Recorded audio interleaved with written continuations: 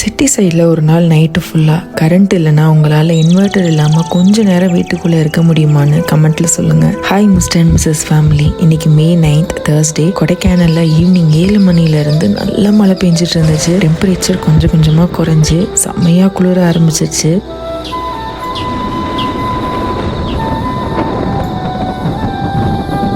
Kodaikanal hill ஸ்டேஷன்றதுனால மழை பெஞ்ச உடனே சேஃப்டிக்காக கரண்ட்டை கட் பண்ணிட்டாங்க.